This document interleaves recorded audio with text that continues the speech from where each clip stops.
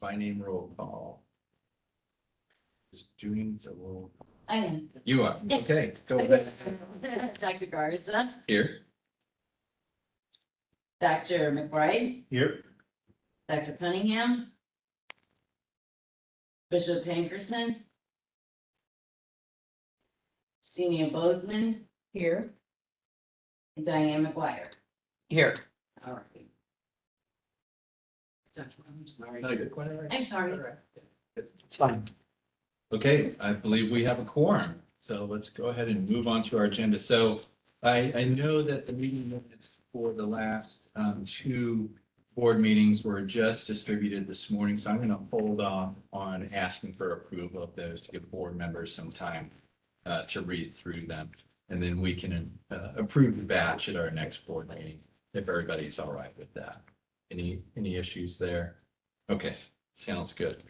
All right, well, welcome everybody. So before we kick off, Keto, if you don't mind, let's go around the room. We'll just, everybody introduce each other because it's, I think, one of the first times that we've all been sitting around the table. Yeah. So I'll go ahead and start off. I'm Dr. Alex Garza. I'm the chairman of the advisory board, and I'm the chief community health officer for SSM Health. And I'm going to turn to my left here to my good friend, Dr. McBride. Good morning, I'm Tim McBride, and I've been a board member, I think, as long as this guy has. Since, I don't remember when. OG. That's what. Yeah, that's. So I'm the Bernard Director and Professor from Washington University in our new School of Public Health. So glad to be here. Good morning, I'm Senia Bosman, a business consultant, and I believe I've been on the board for now about 3 years. When Jeff left, what was it, Yeah. about 3 years ago? That's 2 or 3. Yeah. Yeah. Okay. Welcome. I'm Dr. Diane McGuire. I'm the Director of Criminology and Criminal Justice at SLO, and I'm relatively new, about a year. I'm Aaron Levin. I'm the statistician for Justice Services.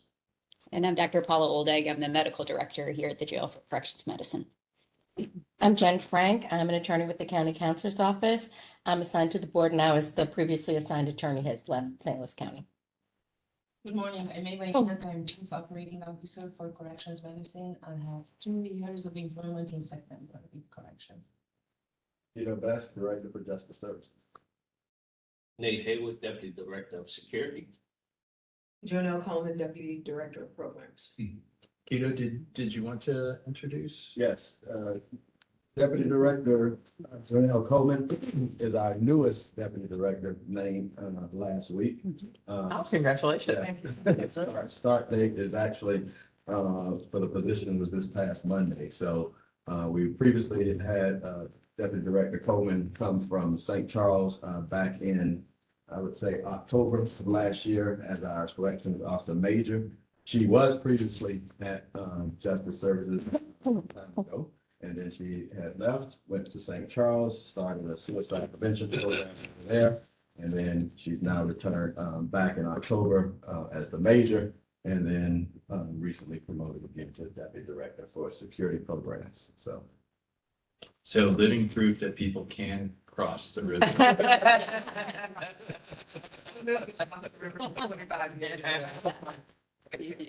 right. Well, welcome. We're excited for you to be here. Okay, let's go ahead and get kicked off, Aaron. I'm going to hand it over to you. Well, Director Best, do you want to say anything or should we go right into No. the? Okay, all right, let me share the screen on here.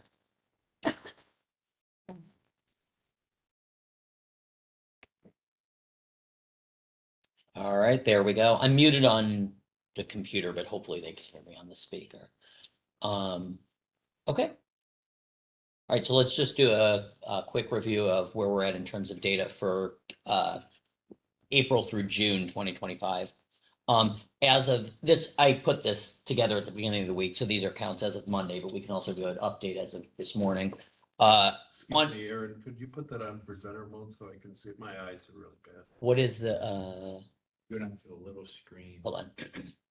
There's a little thing that looks like a, oh no, I meant the document. If you. Oh, the slideshow. Got it. Yeah. I'll do I that. think Yeah. Makes bigger. Got it. Yeah, no. Sorry about that.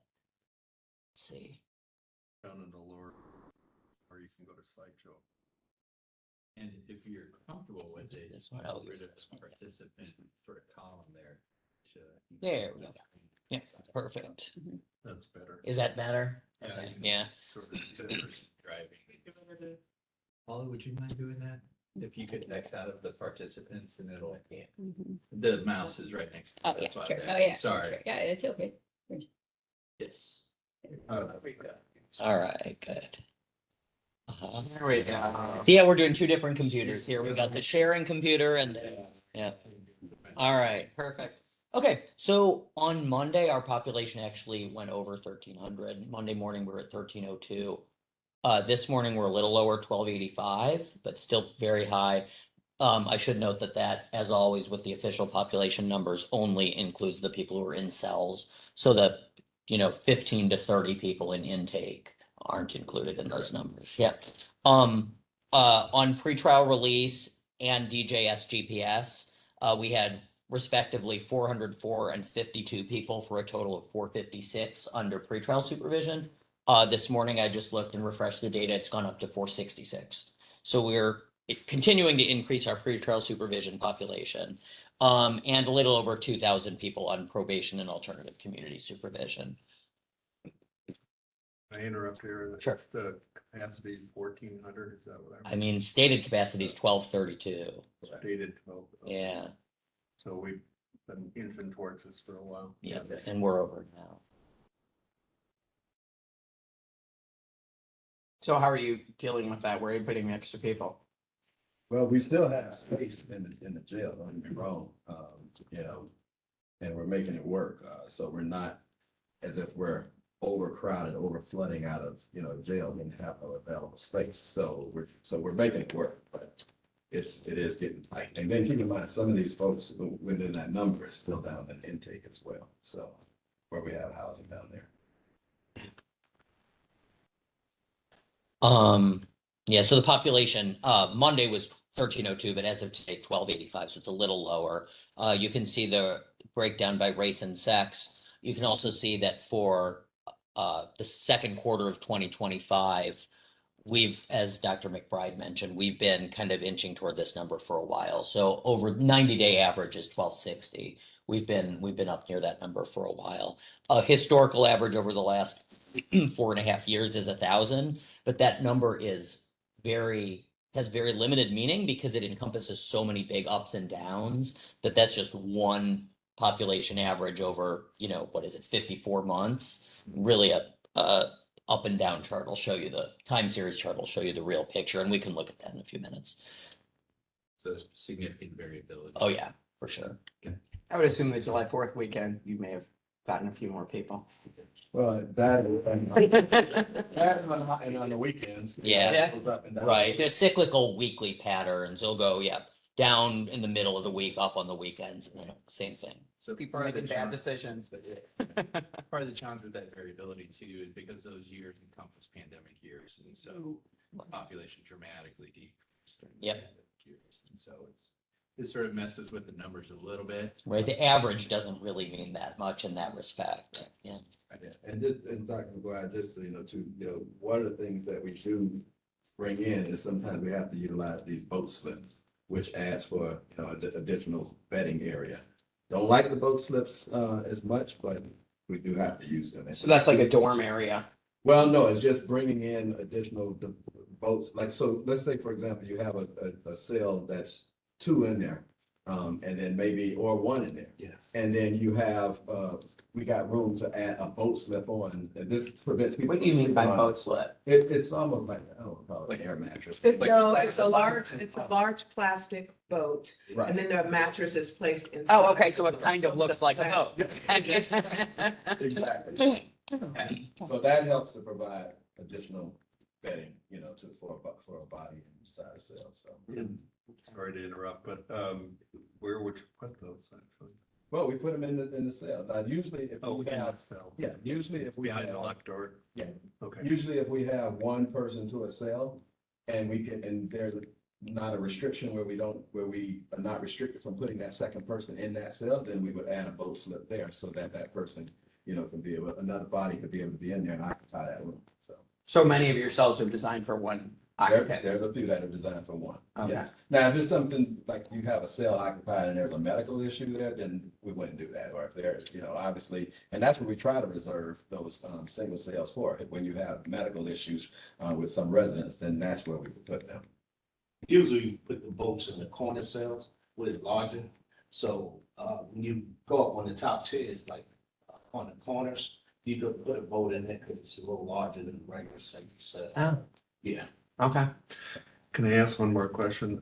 Sorry, I don't know if this is the right place to ask it, but how many, sorry, Aaron, you can't move on from your No, you're slides, okay. but do we have any federal prisoners? In our We still- Neo? We do have federal, but it's less than 10. Yeah. And my last count, I think, was like 7 or 8. Yeah, on a total federal and contract, but that also included some other people. I think actual federals under 5. Yeah. Yeah. So that would include possible ICE people, we don't. Well, we don't Some have, prisons and. yeah, we don't house ICE there now. They have a charge, a state charge, and they just don't happen to have an ICE hold. That's different. But a single instance of just having an ICE detainer, we don't.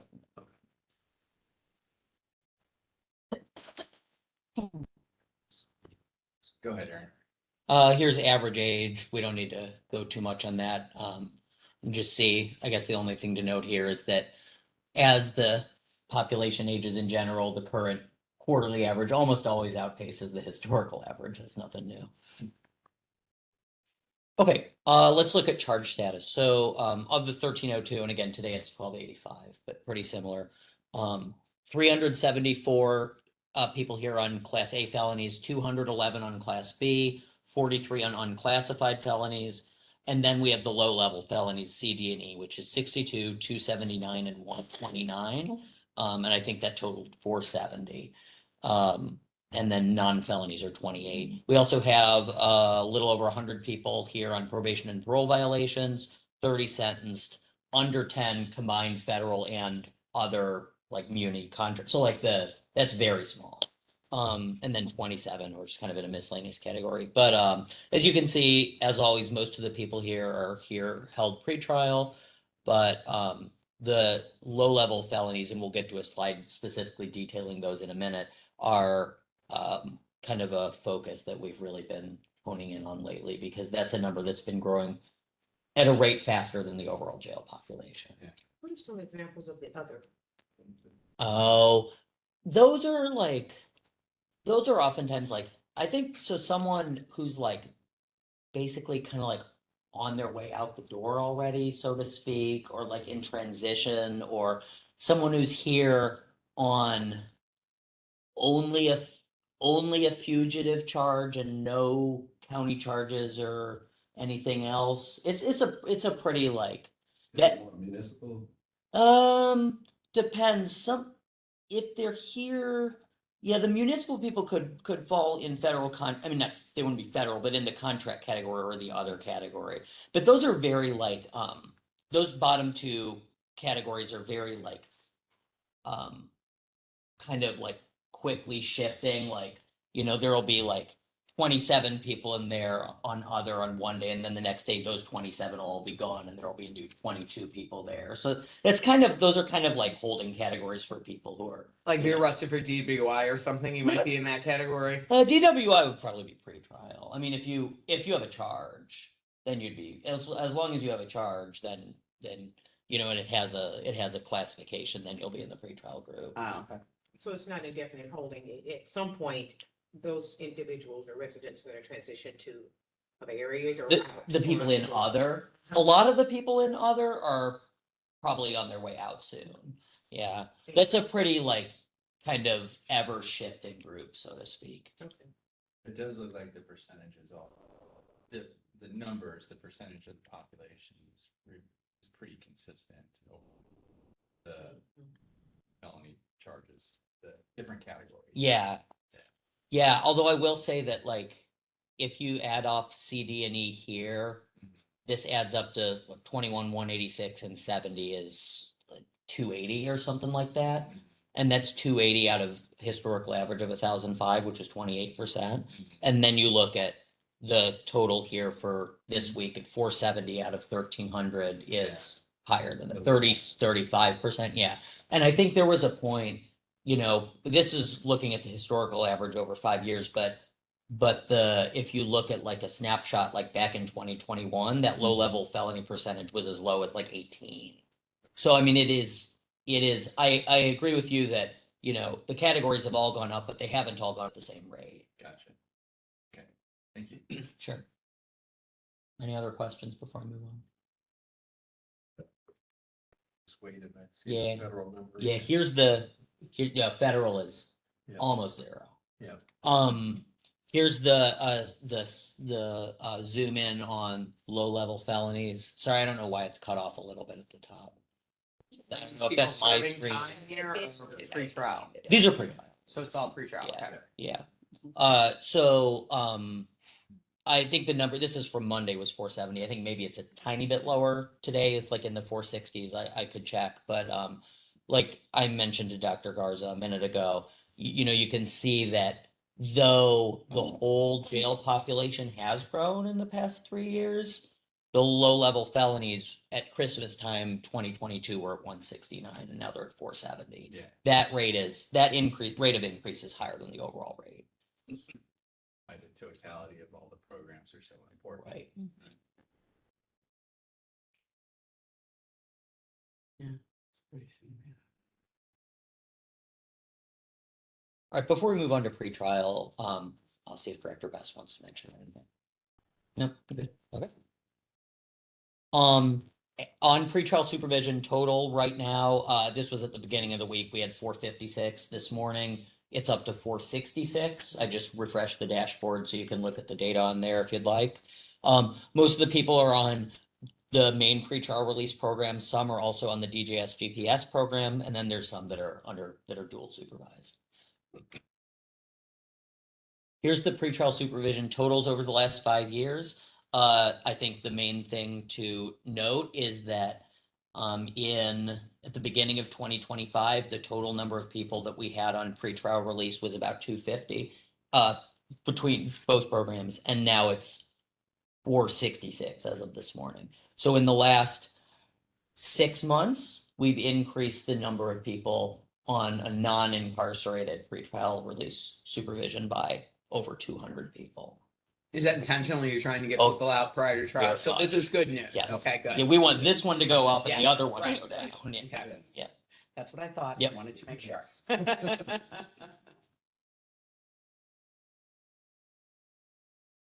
All right, here's a breakdown of who's on the pretrial release and DJS GPS supervision. 456, 466 as of today.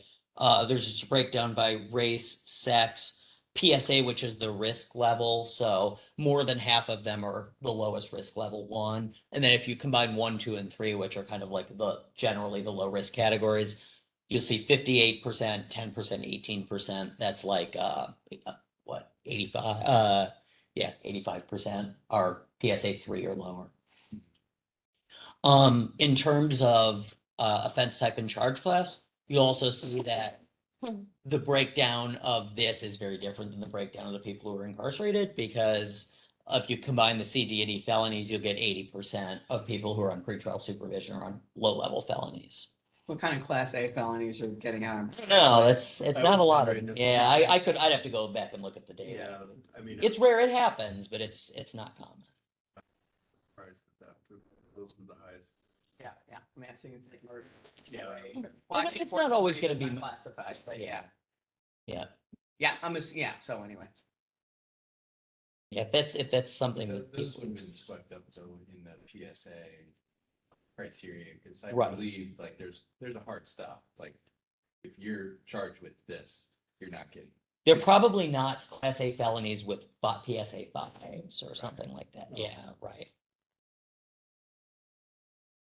Yeah, so let me, Yeah, just that's right. pick Let me it go from there. Yep.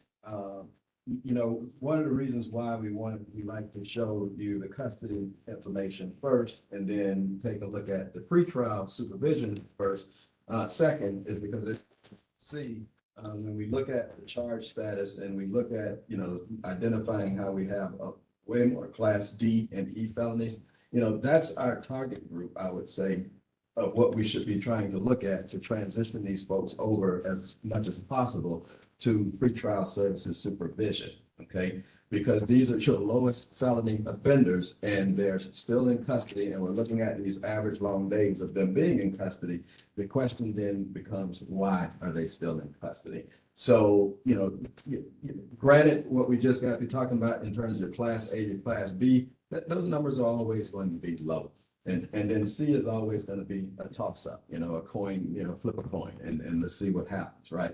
But your D and E felonies certainly should be the ones that we should be focusing a great deal on and trying to target pretrial services supervision where possible. When you see your class A and B felonies, I wouldn't be surprised, and it's something we probably should look at in the future, because I'm wondering if when you see a class A and a class B felonies, if the conditions such as the GPS tend to, will kind of trigger, and you'll see more class A and class B felonies with GPS condition. Again, I'm not saying that's the case right now. We would want to take a look at it, but I can see how that can occur when you have class A felony. Then what conditions can the court impose that would reassure the person of returning to court, as well as addressing risk of danger to the community? Because those are the two things that the court is looking at when we're talking about pretrial services supervision: risk of danger to the public and risk of addressing risk of non-appearance. So if we can do that by providing specific conditions that can guarantee those two things, then I think that's what the case that we should all be making in terms of community corrections practitioners when we go before the court. So from the overall high level, conversation though, when we see on that slide that Aaron talked about special focus class C, D, and E felons, and then you see that 169 to 470, that entire middle section is what we should be trying to work on to bring that number down. So I don't think I've seen your risk assessment instrument, but does it evaluate strength of the evidence or whether or not the person has a defense? So Like if there's evidence of self-defense, maybe you're more likely to get out. So the PSA, I don't believe the PSA goes into the evidence, the weight of the evidence at all. And I would say, from my background, most risk assessments, when we're talking about pretrial services supervision, does not go into the weight of the evidence, because usually the weight of the evidence weighs with the court to be able to decide that, right? And plus, when we're talking about these initial hearings, for the most part, the whole focus of initial, hearings is really not to engage too much into the weight of the evidence, other than making that determination of whether or not, from a pretrial services supervision standpoint, are there conditions that can guarantee risk of appearance back in court, risk of non-appearance, and risk of danger to the community? And if there are, then we go from there. I would always point out to, the case of US versus Salerno, which I know folks have heard me mention before. That I would say no, where that's concerned in terms of the risk assessment. So Keto, would it be helpful, maybe this is a question for the board members, would it be helpful to see what the assessment form looks like? It's really based off, if I remember, I haven't looked at it for a while, but it's based off the person's criminal history and Failure to appear. Yeah, so that's sort of the standard stuff on assessment. And as you know, Dr. McGuire, some of the risk assessments, folks are more static at that point, not necessarily dynamic, risk factors, risk assessment. There are some dynamic risk assessments. I'm just not sure the PSA, I would need to go back and take a look at it. I think it's more static. So these things they don't change as much. The only thing that changes, if they keep coming back, all it's gonna do is keep adding more points, so to speak, with where the criminal history is concerned, and things of that nature. So, Okay. yeah. Is there any way we could share that with the board? Yes. Okay, that's great. Thank you. Great. Could I ask, I don't know if this is the right place to put it, but, looking at we've been approaching that capacity for a while now, we're over it.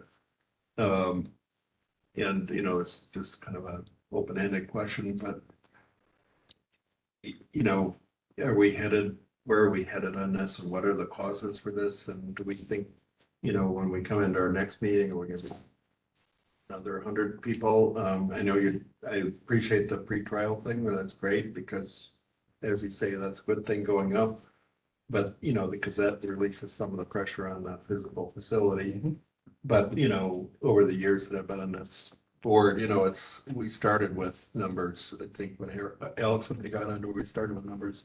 We were at our over capacity and it created, you know, real concerns, and there's been a certain effort to get that down.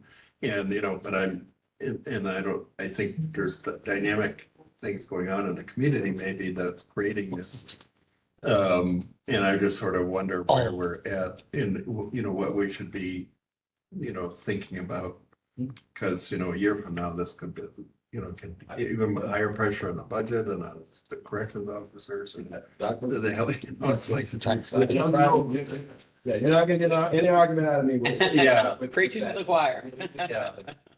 And quite frankly, you know, the first thing I can say just from There we go. observations is that we have significantly underutilized pretrial services supervision in this county. There has been very little talk about pretrial services, you know, supervision in this county. If you recall a few meetings ago, when we first started talking about pretrial service supervision, you know, one of the things that I needed to differentiate is explain the difference between pretrial detention versus pretrial service supervision, because, you know, that just, it hadn't been talked about. To me, you know, again, I think one way to help address is by continuing to push the focus on pretrial services supervision. When you have Class D and E felonies staying in jail for as long as they're staying, then essentially what are we saying? That they cannot be bonded out, or they cannot be released and be supervised in the community by community corrections officers, which St. Louis County Justice Services is responsible for.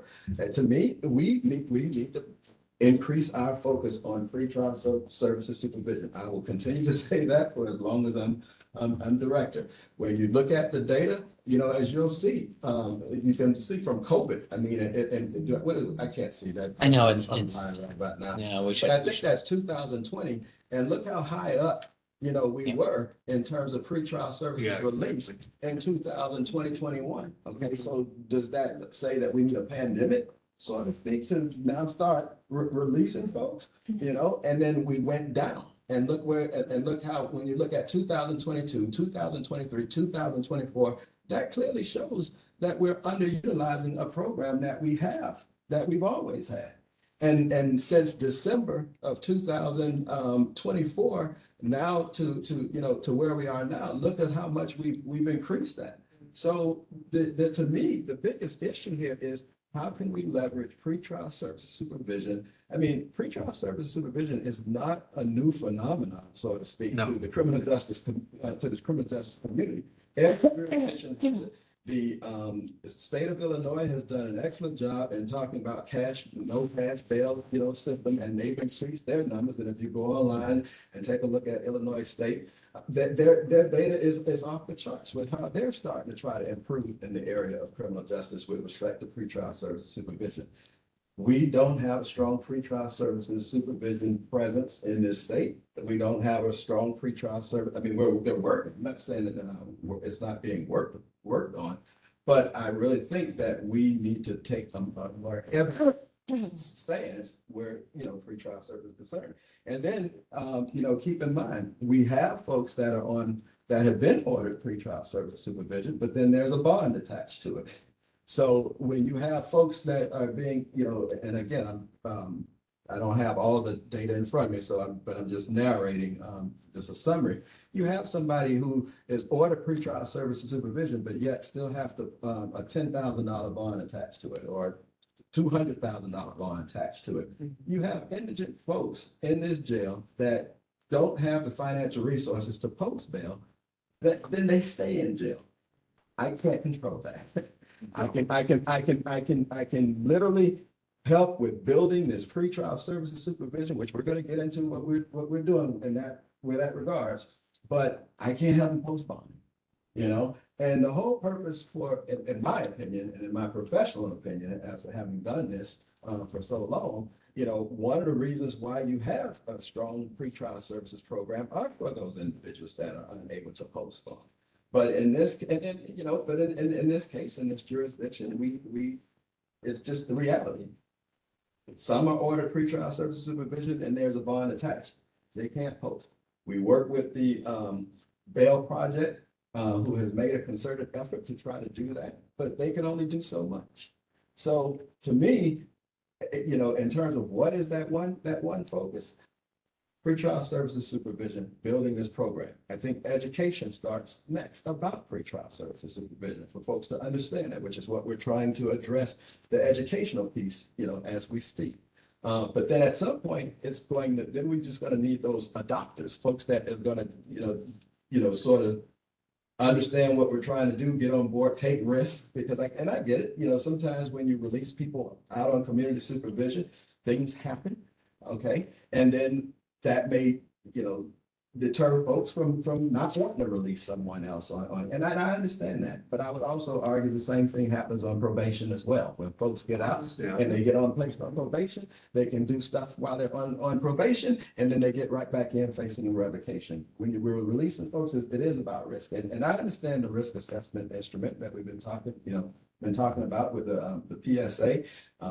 We need to take a look at that. I do support, you know, what one judge has said to me about local validation, because the research talks about local validation, and we do need to try to see, you know, get that local validation going so that we can see how the PSA not looks at it from a national perspective, but how it looks in terms of St. Louis County within our respective region.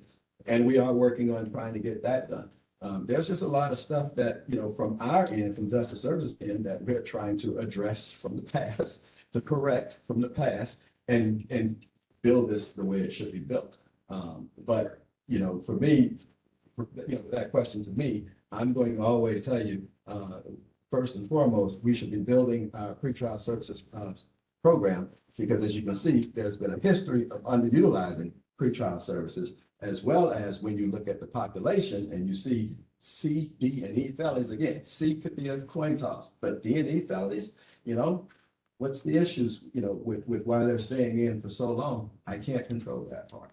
So, yeah, that's a great answer. And you said you wanted to go on to that part of the agenda, talk more about that, but I just a placeholder I might throw out, just for us to think about, especially board members. Is there anything, what's holding this back? You mentioned education. I was wondering if that meant education of community or the council. Judges.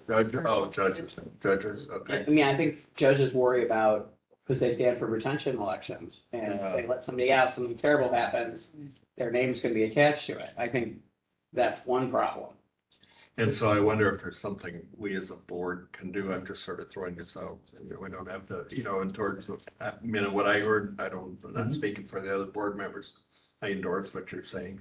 No, So I would, you know, I wonder if there's something we can do as a board that would, yeah, and it's a statement or something. And let me just say, you know, because I don't, you know, I don't want to target one entity, so to speak, other than just give you the data and interpret the data I'm of the belief it is what it is, right?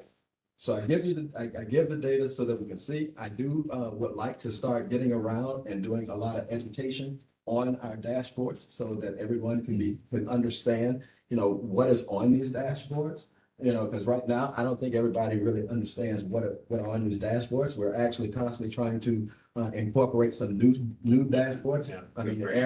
Aaron has done a great job creating an interactive dashboard so that you can see what is going on in an individual given date, as opposed to just not over this period, right? And then that's the interactive dashboard there. I can tell you, with the jail population, we have been having countless conversations. Nate has been interacting with folks at the Missouri Department of Corrections, because we want to make sure that those folks that are here on probation and parole violations, that we are addressing, you know, those probation and parole violations, that they're not sitting in custody for a minute. So we do have 2 probation officials that they would forward us a spreadsheet. We take a look at that spreadsheet, and then we'll start questioning, hey, what's going on? Like if I see something where the date has passed, and that was just last week, I see multiple dates have passed, I want to know what's going on with it, you know? And that's for me being a former probation officer myself. So I know how it can work. So my question has been to them, hey, what's going on with these cases?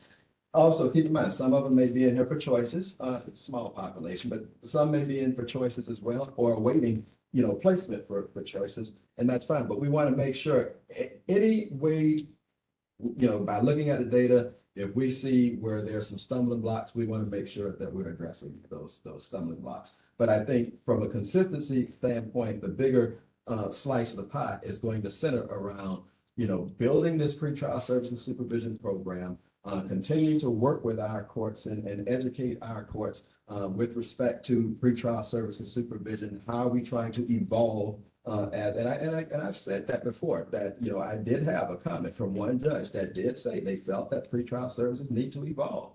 We've been having conversations with our prosecuting attorneys. We've been having conversations with the, public defender. I mean, in fact, we just had a meeting, I want to say last month sometime, in this room with the prosecuting attorney, with the public defender, with the presiding judge.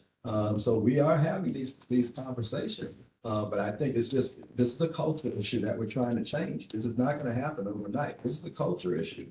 And again, the data shows that this is a culture issue because, again, pretrial has been underutilized for so many years. It hasn't been talked about for so many years. I think if we start talking about it more, start educating more, and then gonna operate on some faith a little bit, faith and facts, okay? Then we should see a good turnaround. I mean, and I'm cautious because I don't want to put it all on the courts as well, because keep in mind, Aaron showed in our data, 200 plus individuals from December, that could have been in custody still. But the court has certainly taken that leap of faith, and we've had those folks released. So we've seen our numbers grow, because I want to say in mid-December was as low as 188. Yeah, for the non-GPS, for just pretrial release only, it was under 200. It's like 188. And then here we are today, we're at 364, of just the pretrial cases. Plus So another. That's a good number. So we just need to keep doing what we're doing.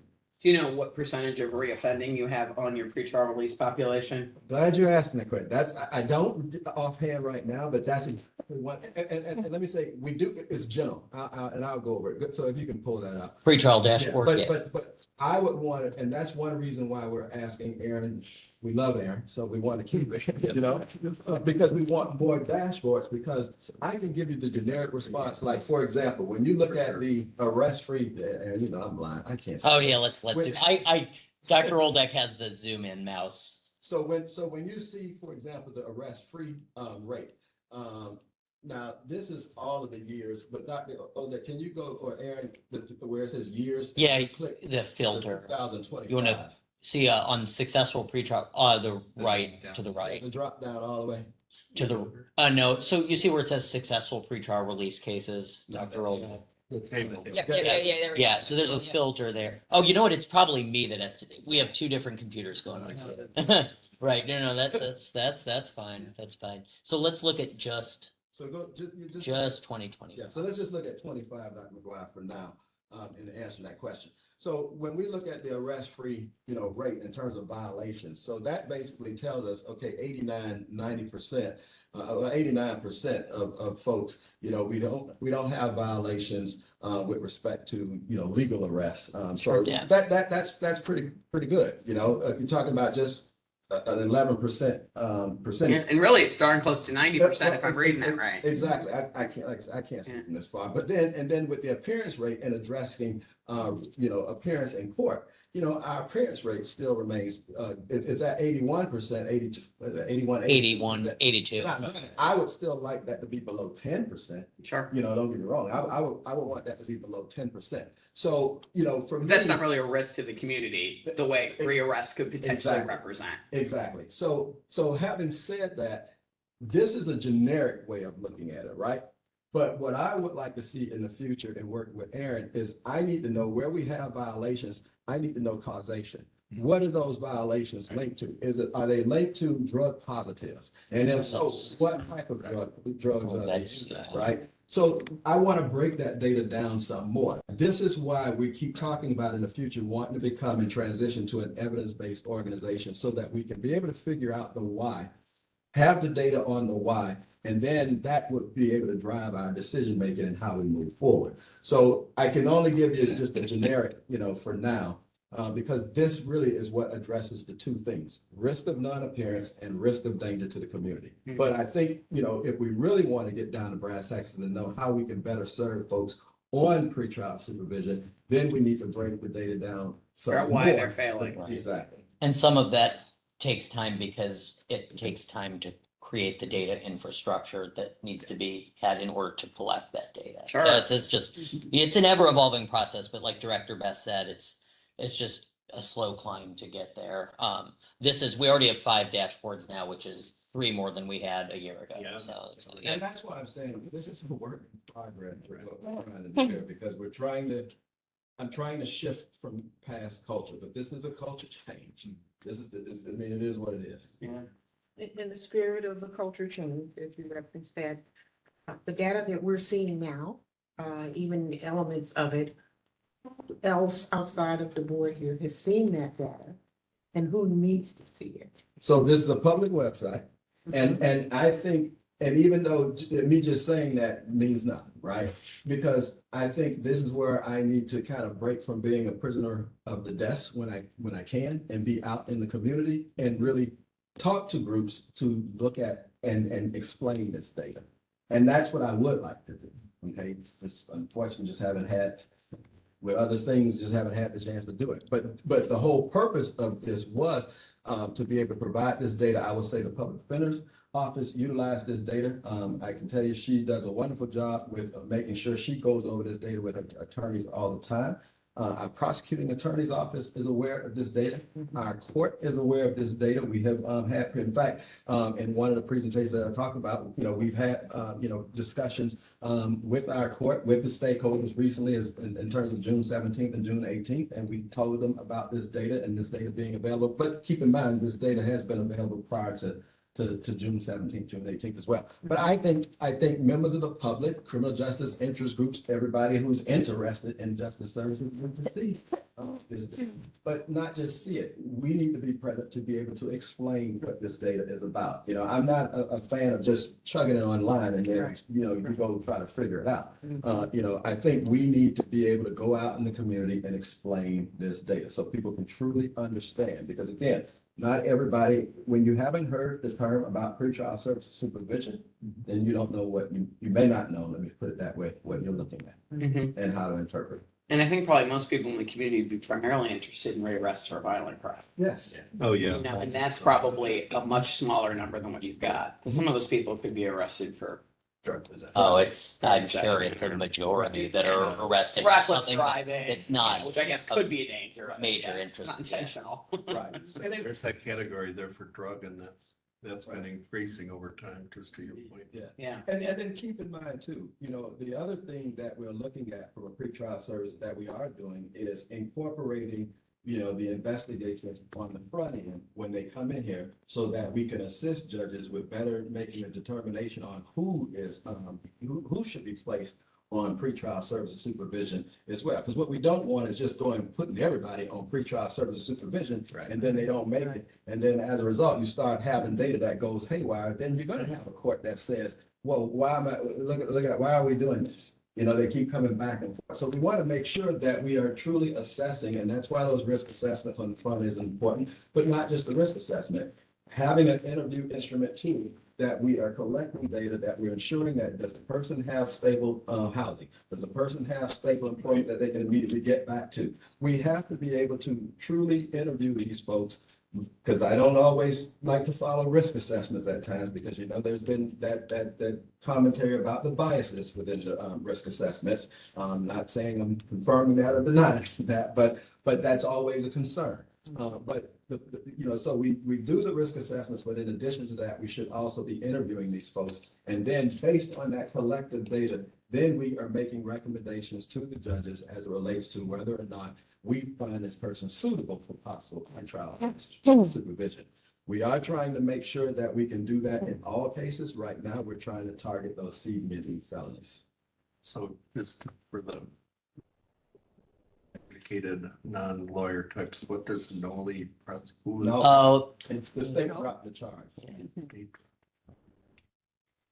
So in the interest of time. Yeah. I'm gonna sort of thumb that out there. But this is great discussion, and I think, that's one of the benefits of having an in-person meeting is it really encourages that dialogue. But, and I think Dr. McBride will agree with me, prior to Keto showing up here, we didn't talk about pretrial release. No, we had no visibility on that population. And so part of this is just to commend Director Bass for really focusing on this and bringing the county, where it needs to be. A lot of work still needs to be done. You're absolutely right. This is a culture change. And as anybody knows, strategy is nice, but culture eats strategy for lunch.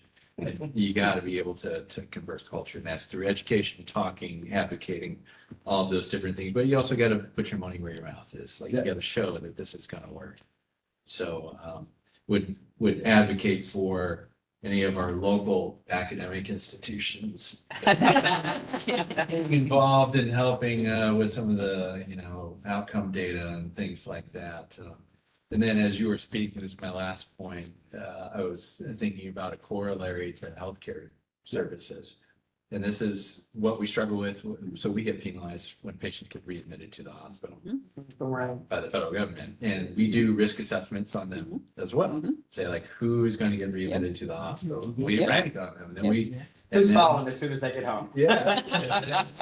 But we also look at social determinants. We screen them for social determinants of health. So in many ways, it's a really good corollary to what readmissions is on the healthcare side. You understand, like, who's at risk for coming back, and then what can we do to prevent them from coming back? Yeah, I would add, Dr. Garza, just a real quick point. That's one of the reasons why for Justice Services, we needed to take a look at our organizational structure first, because we can't do nothing without making sure that the structure is in place and we have the right structure in place. Yeah. So if you recall, when I got here, we had the Deputy Director of Administration, and that person was responsible for administration as well as for community corrections. I didn't see how that could work. Yeah. And I believe strongly that could work. Administration is totally separate from community corrections. Yeah. So what we've done is we did the Deputy Director of Security Programs. And that's what now Deputy Director Coleman is responsible for. And then the administration side, we are just putting that to the side, and we have we'll re-advertise at some point a superintendent of administration just to deal with the administration piece. But this organizational structure gives community corrections the attention that it deserves, in addition to the institutional programming, and have one organizational structure that focuses on institutional programs and community corrections. So that was the whole the purpose for doing the reorganization, so that we can have some attention brought to this issue. Yeah, absolutely. Thank you for doing all of that, Kian. You're on the right path, doing amazing things here. And so we just need to continue to support you as best we can on those efforts. But it's a good segue then into the Center for Effective Public Policy. While you're sharing this, I'll stop the screen share for a minute. So on June 17th and 18th of 2025, we did have the consultants back with the Center for Effective Public Policy. They observed first appearance hearings, met with stakeholders, and facilitated a workshop concerning pretrial services, which did involve stakeholders to include the prosecuting attorney, public defender, pretrial services, and members of the court. Again, the goal was to evaluate, educate, and offer insight concerning suggested practices concerning pretrial services supervision. The consultants they're in the process of finalizing a report to forward to us right now. It is in draft mode. I have reviewed it, so we're going back and forth on one small area. And the report has been identified, or the areas of the report focuses on pretrial assessment, pretrial supervision, intentional pretrial decision-making, and performance measurement. So, once we get that report in, then certainly can be able to discuss it some more. I will say, though, the consultants were pleased with our current efforts, indicating that Justice Services have made great progress over the past year in improving the information provided to external stakeholders. They talked about the structure of pretrial supervision and our creation of the online dashboards to publicly display data on the populations of people released and detained in the jail. And while, we are appreciative of their commentary, again, I think the educational process of what we've talked about this morning must continue. And we benefit from all stakeholders taking part, contributing to the conversation. And I say all because I think everybody needs to be at the table. I think that's the area where admittedly we are struggling to make sure that everybody get at the table. So Dr. McBride, that goes to your earlier question as well. While we can have these things, if everybody's not present, then they're here, but that's where we're in. So I think everybody has to be at the table. That's, my report on at least for the Center for Effective Public Policy. Also, the Population Review Team Dashboard Demonstration. So in conjunction with the MacArthur Grant Justice Services, along with other stakeholders to include the prosecuting attorney, state public defender, and Missouri Department of Corrections, we established a population review team, as you all recall, that meets just about every week for the purpose of looking at our jail population and assessing cases to identify potential alternatives to detention strategies. Ultimately here, and for the sake of time, keep in mind, what we met all the time, but the reports in terms of the outcomes from these meetings, I don't know how often they were shared with the board. I didn't have a way unless I asked for the data. So this is our newest dashboard that that thanks to Aaron again, has really worked with Trisha Rogers and Mandy Smith. And we all had discussions on this because I wanted to make sure that the data was available for everyone to be able to see, how are we doing with respect to these population review teams. I had a judge ask me one time and I couldn't really give him a quick answer. And that's not good. To me, I'm so used to the judge ask, we give those quick answers. So we developed this population review team dashboard. And this is still a work in progress because right now this focuses on what the population review team, has recommended to the court. And what I asked, Aaron, I said, Aaron, this is all good, but that's not, that's not good enough. And we need outcomes. We need the data, outcomes. yeah. So We're working on it. we know what we're It's recommending. complicated. Exactly. We know what we're recommending. Now the question is, what is the court ordering?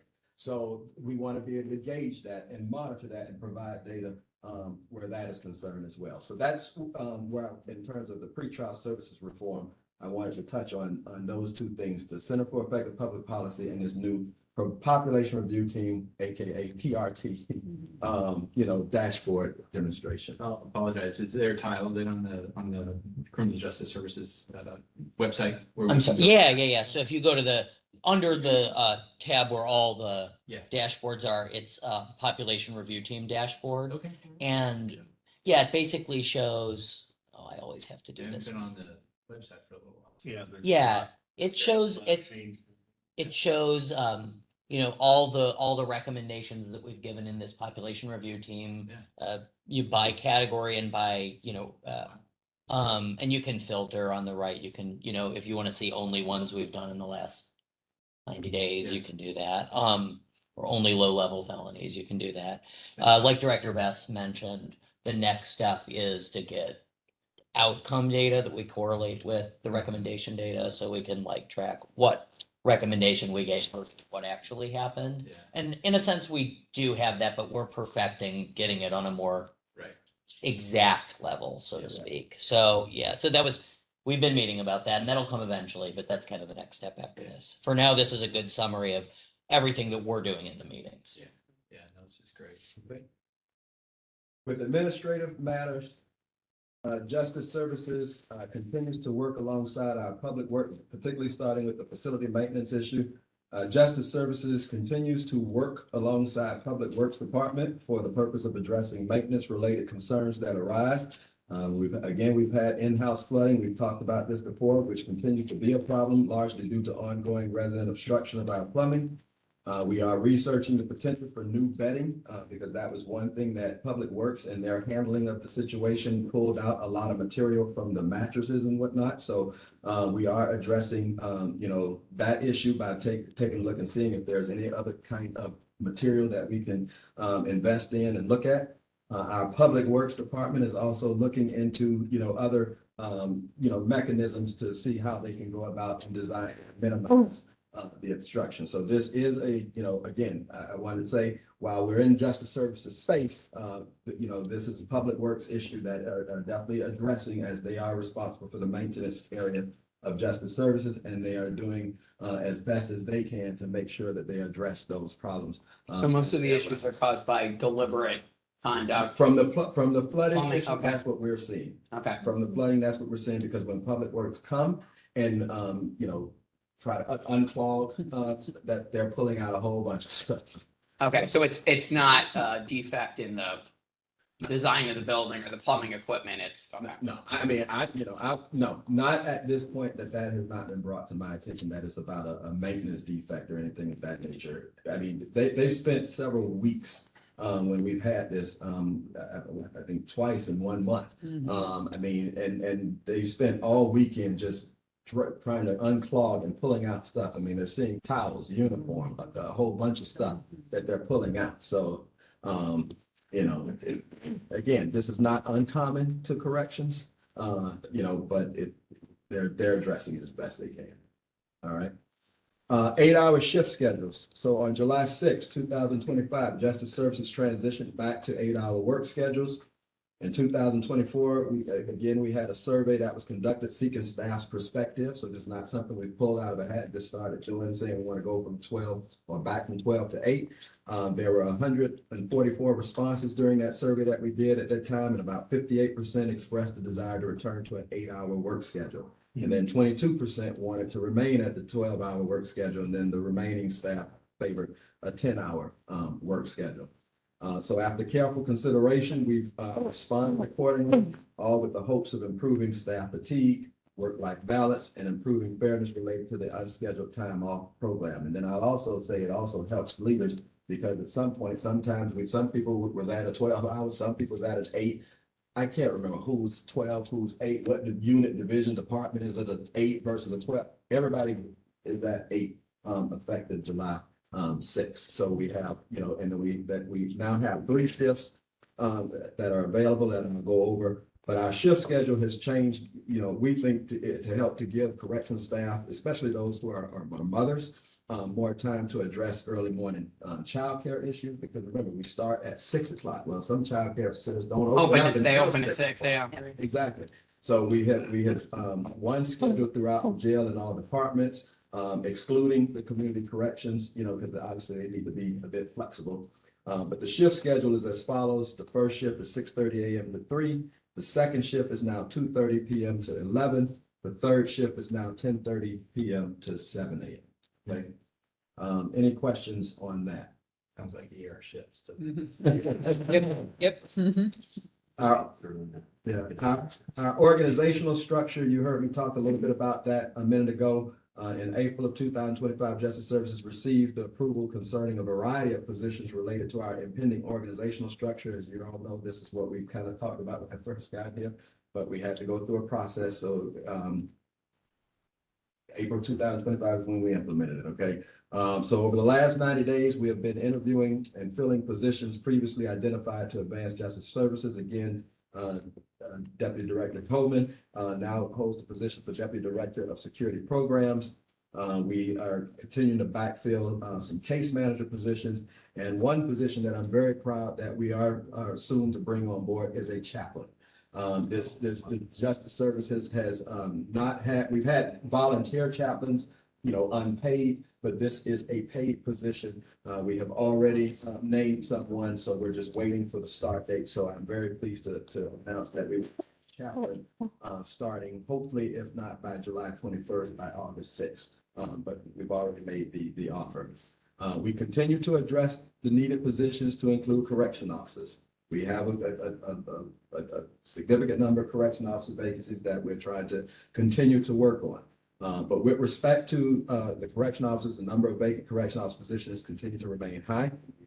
We are working to increase more outreach in terms of recruitment efforts with respect to that. And we still have one position that's with the Division of Personnel right now to help, to try to get that outreach going.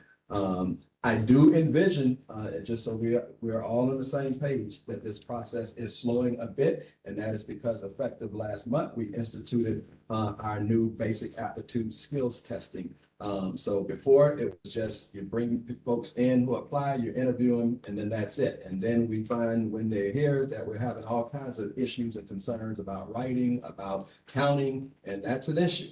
So as a result, what we have done is we've implemented, when folks apply, before they be granted an interview, they go through the basic aptitude testing, which is an online database that we've now provided, that they come in, they get tested, they have to achieve a specific score. And if they get that if they achieve that specific score, then we move them on to the interview process.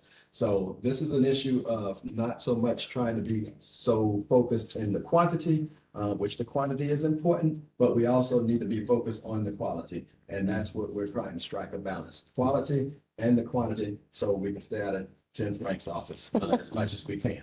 Okay, so I do want to make it known that yes, the process is slowing a bit, and it's slowing because of the aptitude testing that we're bringing, that we have now brought on board. What is the starting salary range for a correction officer? 43, I would say it's around 43. Okay. It's around 43.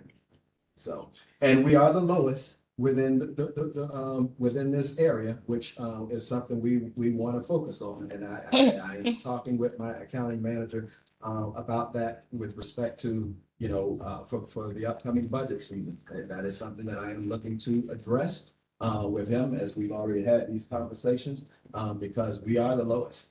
The city is making even more. So, so we do need to take a look at that. Technology, on June 1st of 2025, our corrections officer lieutenants, captains, and sergeants began wearing body-worn cameras, which are relied upon primarily for use of force incidents. However, there may be instances where camera activation is necessary.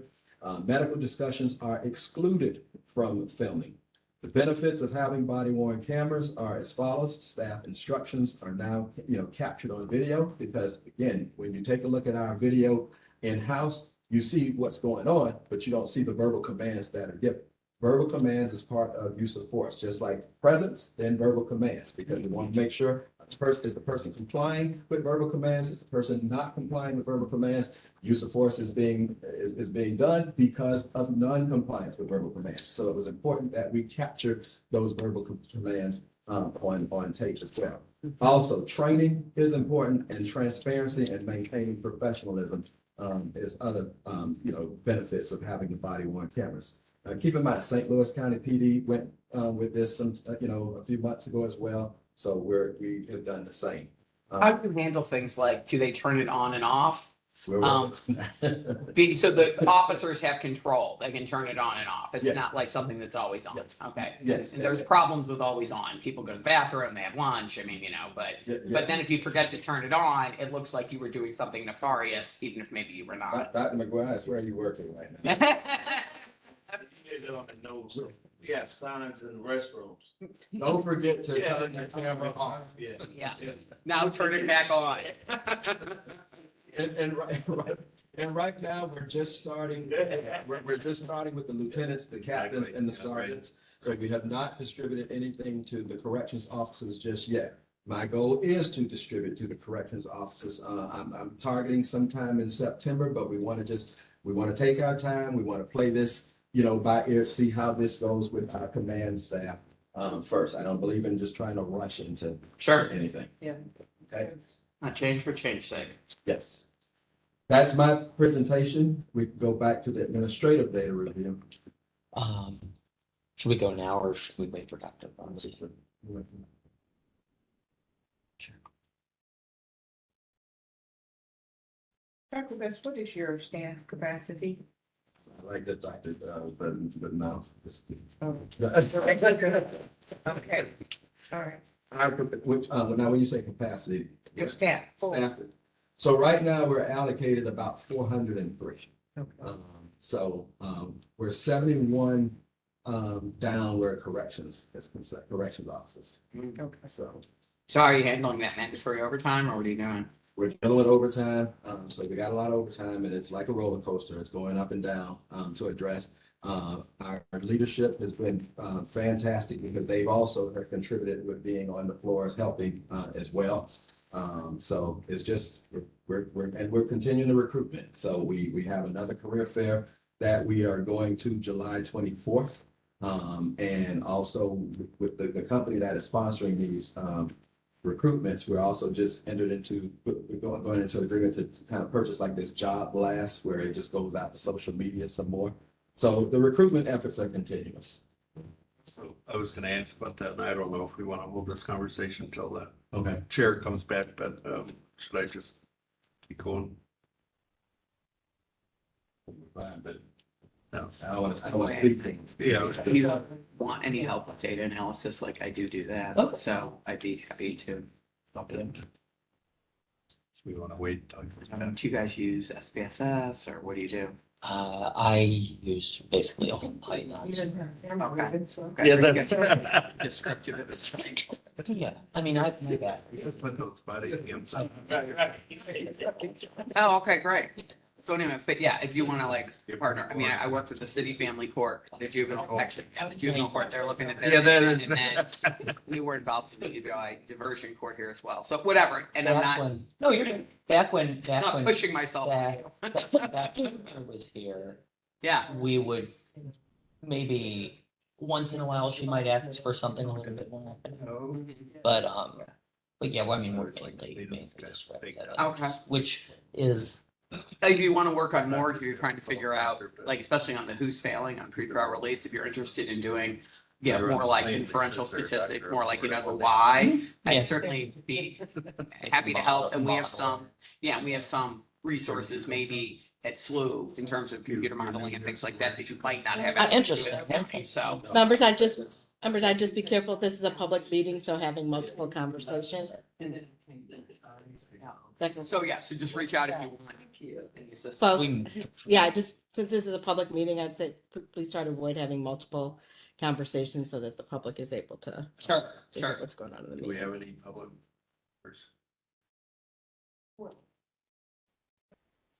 No. I can't tell unless they pull up though. Oh, yeah, I wasn't sure if they were, yeah. so Director, do you want me to show the administrative data? Yes. Okay.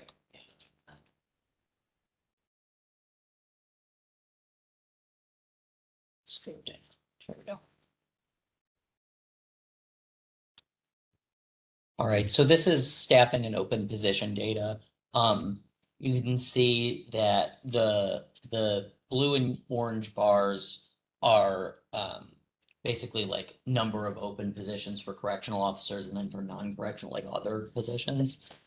The red line is a resident to corrections officer ratio. So you can kind of see two things going on, but basically like right now, the resident to corrections officer ratio is pretty high, and it's high both as a result of the numerator and the denominator. So with a high population and also staff openings, that's gonna happen. But that's kind of where we're at. Yeah, I was gonna mention that, because looking at the dashboard, Yeah. the resident corrections officers number is the highest it's ever been. It's like 8, and it was 6 in just January. So this is a, you know, a pretty huge increase, and that's one of the indicators I always look at in terms of creating stress for the officers and the residents. And, you know, that could lead to, I don't see evidence that it has led to issues in the jail, but that's where we've seen Use of force was, as I was actually gonna point out, use of Yeah. force was really low this month, and I verified that this was not Yeah. any missing data or anything. I checked with the so supervisor. that's a good Yeah. sign, but I get nervous anytime. Oh, wow, that's a very low. It was very low. And I would tell you, we all get nervous right now. Yeah. And that's why I would say there's a continuous effort, you know, with respect to recruitment. You know, obviously, I don't want to go into, you know, the personnel, you know, matters, but we have had to address, you know, issues.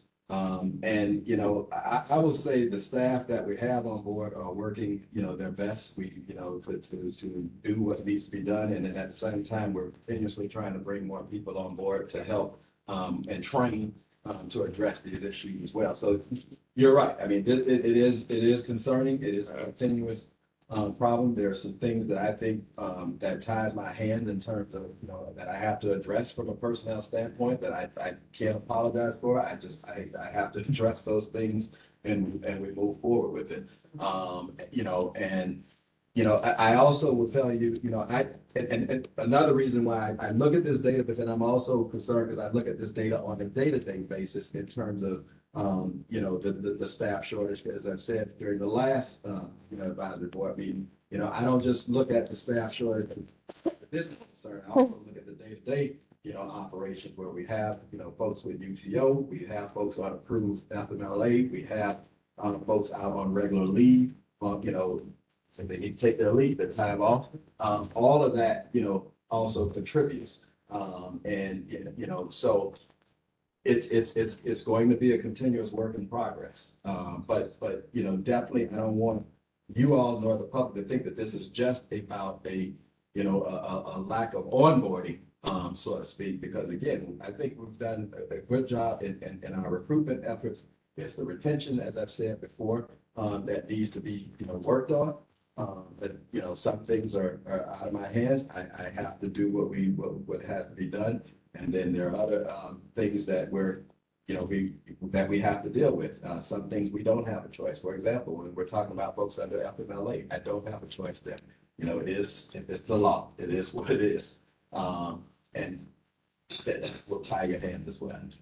So as you mentioned the recruitment versus retention, and I'm an economist, so I'm wondering, my mind was going that it must be a recruitment problem, that it's the labor market is pressured, has been pressured since the end of the pandemic. There's a lot of competition from Dr. Garza hiring them away in healthcare and so on. And there's Amazon and a lot of things have grown. And so these people are looking at these jobs that make people like, I'll go work somewhere else and I'll get paid, $60,000. Leaving to go to other fields, or are they leaving to go to higher paid fractional Yeah. positions? We have, I don't know, well, that's the one thing we haven't done is an exit interview. So I can't really provide that data, but I will say some of the folks that I've been made aware of, they've gone to police departments. Now, let me be clear. I want to say that we've had some people leave and go elsewhere.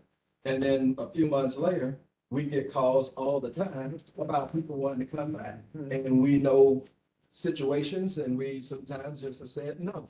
So while we may need, let's be, if we're being honest with ourselves, sometimes departures are a blessing in disguise, so to speak. Right. Okay, so we have folks that have left, asked to come back. We've said no. And we'll continue to say. But if the city pays more, are they siphoning off your people? Is that happening? I without the data, I don't want to really just say, you know what I mean? Because then I'll be speculating, right? Right, But I will say this.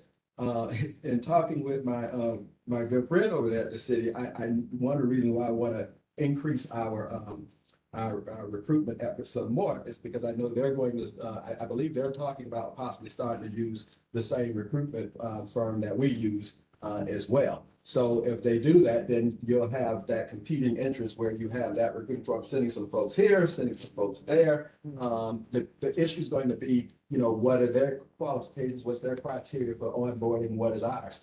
I don't tend to shy away and move away from the basic aptitude testing. This is something that our staff asked for when I first got here back in February of last year, and we had those feedback sessions. We had staff that asked and talked about, hey, why don't y'all bring back testing? And, that was a reason. And that's what we recently did. And I don't see, going back. Is that going to slow us down? I think it will.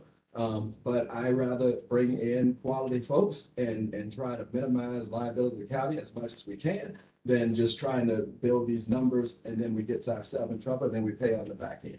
Right. But St. Charles County pays higher still. Yeah, I mean, I think that could be a significant problem for you because it's all the same metro area. Yes. Yeah. It's easy to drive to any one of those places. Yes. Here. I applaud your attention to quality versus quantity. Because I think in the long run, that's going to benefit your retention Yes. and also the commitment for individuals to stay there's a pay factor. I know that Yeah. comes into play. Yes. But knowing what I know, sometimes pay doesn't always bring the value that people need in their lives Yeah. to want to be contributing employees. And after a while, and after a while, what's gonna happen is, you get the increase today, and then a year later, needs change, needs increase. So then we'll be talking about pay again, so it's a never ending cycle.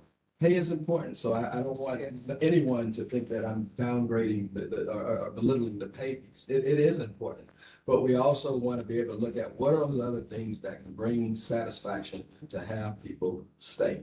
I know we have the federal workforce, with folks and what's going on there. And, where we're going to have to remember is not everybody who leaves the federal workforce is content on wanting to come and be a corrections officer. Now, they may want to come and do accounting. They may want to come and do budgeting. They may want to come and do some of these other professions that they were doing in the federal workforce, but they may not necessarily want to come and be a corrections officer. So It's a hard job. exactly. And then also keep in mind is we have to run records when we're having people apply for these jobs. So we have to take a look at their records. We take a look at how many people have, making calls into the jail and stuff like that. So we have to make a decision also on those other factors, those security related issues that can impact negatively if we in making those decisions for hiring. So just like we suffer this in healthcare as well, where it's really an arms race for getting personnel into work. But I think, to Cynthia's point, really, Ito has done, I think, a remarkable job of building culture here. Again, and you'd mentioned this, people will stay in a job for a culture. They may, even if you don't get paid as much, they'll stay in a place where they believe like they're valued and they're doing good work and they're recognized and things like that. So, but that's a long road, and you have to be able to stick with that. It's easy to throw bodies at a problem, but it's harder to build that culture, and that's what I'm trying to do. Just so everybody knows, the person at the city jail was a former director here. That's what I thought. Yeah. It's not surprising they're doing the same things. Yes. Okay. I'll Go go to the rest of the administrative data real quick, but I do want to mention one other thing about the staffing data. Yes. I feel like as a statistician, this is like going against my nature, but I do want to say that, I feel like the resident to corrections officer ratio, though it is a good thing to have, is maybe not something to be too over relied on, if only because with this ratio, the staffing, the denominator, so to speak, is so much lower than the overall jail population that small changes in the staffing number can just make this ratio fluctuate like crazy. So I don't want to recommend not looking at it, but I do want to recommend that that's taken with a big asterisk that this is heavily influenced by small ups and downs in the total amount of staff. Yeah. Yep. Would you say that even the increase in the jail population would play a factor? Sure, it does. They both play a population. I'm just saying that with the staffing, you could lose, 4 employees. I'm not saying this is necessarily what happened, but you could lose 4 employees and the ratio could look like it blew up significantly because the denominator is so small in comparison to the jail population. Right. So it is what it is. Right. So for administration, other metrics, we're at 4,100 overtime hours per month on average over second quarter 2025. I didn't see any other Q2 metrics that were way out of line with historical standards. So I think that should be all for me. Anybody else have any The other? other ones was, as you say, not worth questioning, except the open positions and the corrections ratio, those are the ones I noticed.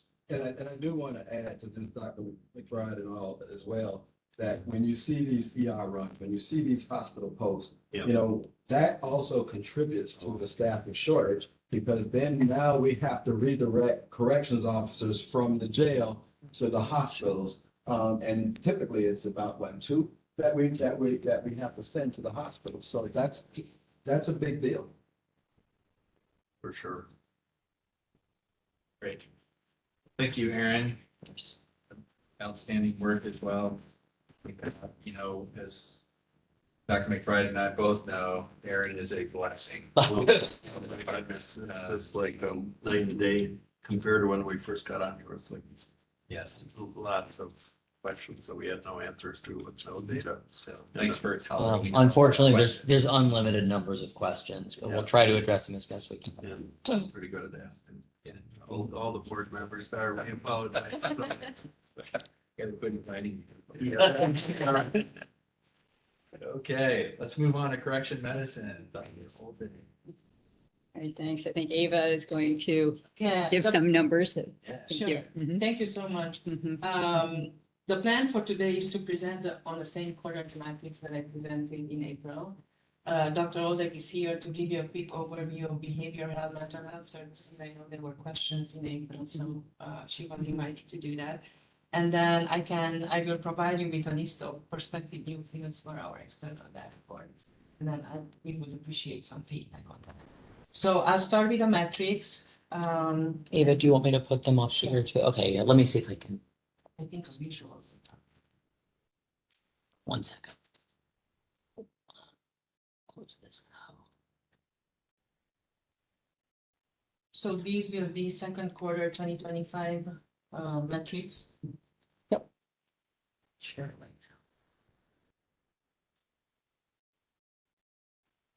now. All right, yeah, we can zoom in. I'll do the slideshow. Thank you. So we are presenting to you the acute versus routine care percentages. Acute, obviously addressing urgent medical needs versus routine, which is ongoing. So when we look at urgent medical needs, we talk about emergencies. We talk about heart attacks, severe trauma, stroke, asthma attacks, and so on.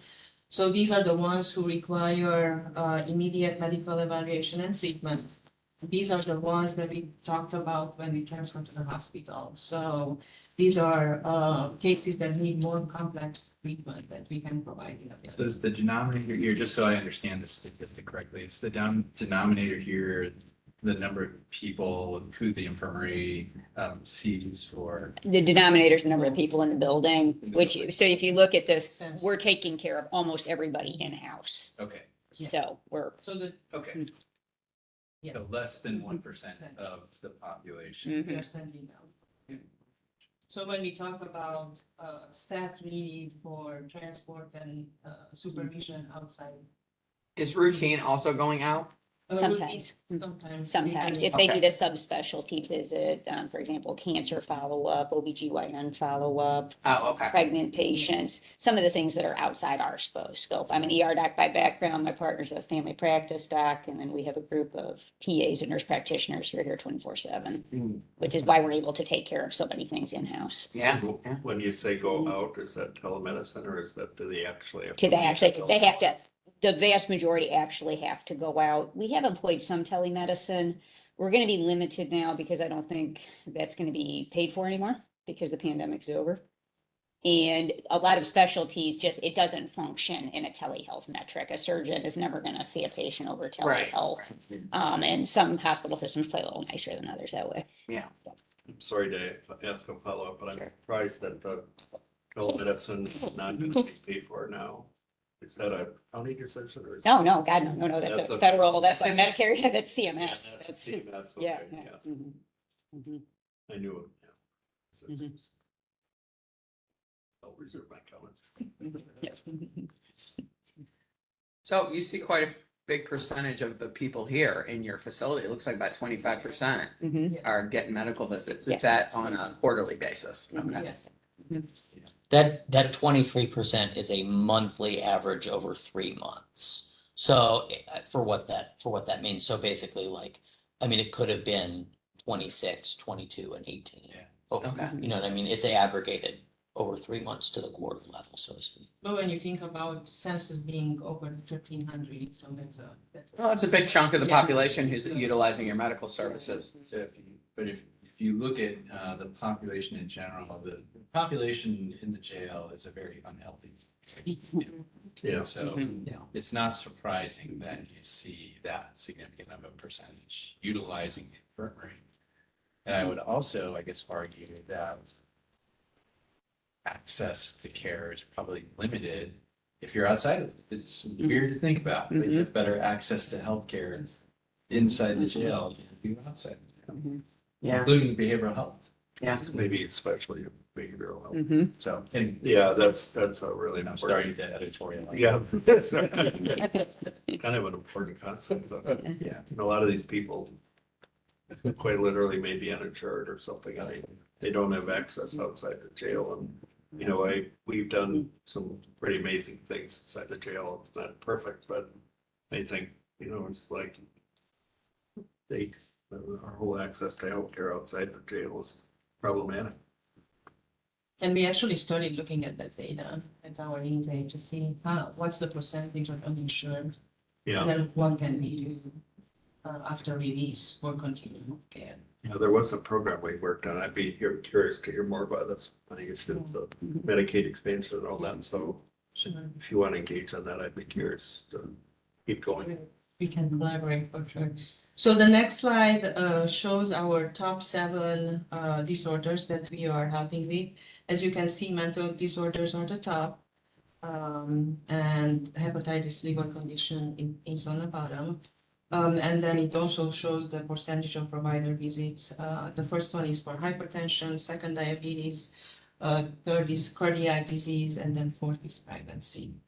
So those are our numbers for the first quarter of 2025. So 3 months. So again, just, I want to make sure I'm understanding the denominators. Are these the denominator then is the number of patients that have sought services at the infirmary? So not the total population, but I guess you wouldn't know the entire population. Yeah, okay. As far as like the second box, yes, I mean, the percent of people who have a mental health struggle, yes. So a third. Now, breaking this down, now do all of these 35% have serious mental illness? Probably not. I mean, a lot of these are situational depression, PTSD, anxiety related to incarceration in the current situation. Right. However, we're treating their condition, so it gets lumped into this category. Gotcha. Okay. So we had a total of 6 safety events in the first quarter. Well, it's a monthly average. It's Monthly. 18 over 3 months, average And 6 per month. They were mainly due to medical errors, and all of them were corrected. We had no sentinel events that resulted in death. What's a sentinel event? Near miss, near miss. That, Yeah. All the, I don't know what you mean by near miss. oh, like a bad thing happened, but we caught it just in Yeah. time, like a So it didn't cause. adverse any- reaction. Somebody had a heart attack and you Right. caught it at the very last second. Correct, yes, Okay. yeah. So there were no death Mhm. and there was no permanent or temporary harm.